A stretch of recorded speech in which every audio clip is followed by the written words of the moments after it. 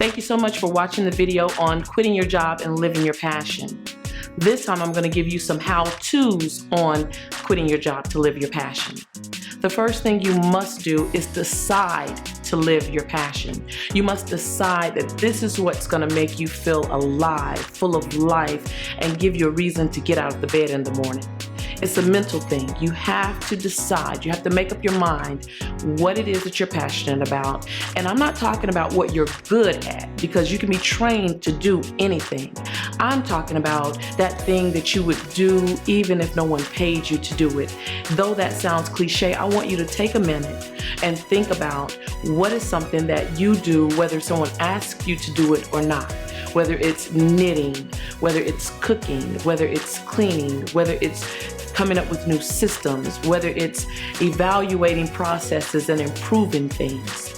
Think about it. Your mind automatically does this thing that you're passionate about. Another clue as to what you're passionate about would be, what is the thing that people come to you for often?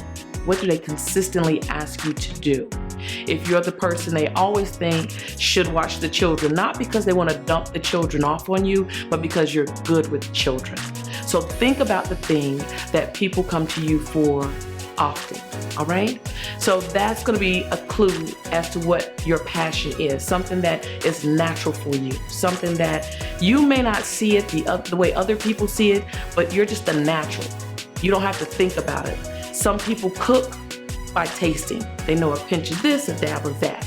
They don't need a recipe book because they're good at that. It's natural for them. So think about the thing that you're natural at, not the thing that someone taught you how to do on a job, not something that you learned to do because you wanted to achieve a goal like moving up the corporate ladder in your company. Think about what you're naturally good at, something that people are in awe that you know how to do that when it has taken them years to learn, or they just can't get it. Okay? So when you figure that out, now you have to decide, this is a part of me. This is what's going to make a provision for me in my life. For those of you who read the Bible says that your gifts will make room for you. That means that your gift will provide for you. That gift will make room for you wherever you are, whatever you do. Okay? So we're talking about making room for you financially, making room for you to live the life that you want, to be completely free. Now, it may sound like a dream to you, but I have the opportunity to live my dream and share that energy with you. So once you mentally decide to live your dream, you have to make sure that your energy is right. And when I say that, you cannot take in what negative people will say to you. Oh yeah, you're good at that, but I don't think you can make money doing it. Close them out, because you need to have good energy around you so that you can move yourself in the direction of doing what you're passionate about.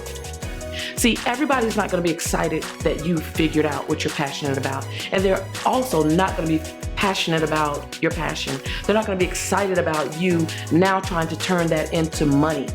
They're going to tell you that that's irresponsible and that's silly. Those are the voices you don't want in your head. Okay? So we've made up our mind. We're having good energy around us, so you automatically know who to shut off. And even if it's you telling yourself that, shut it off and begin to speak positive about yourself and about your passion.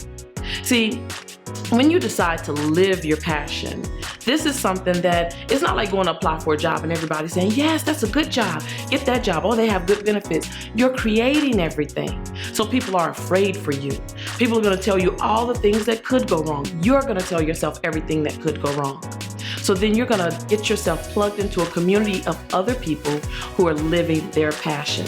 Whether it's a community, chamber of commerce, whether it's a book club, you find a positive energy source of people that are living the life that they love.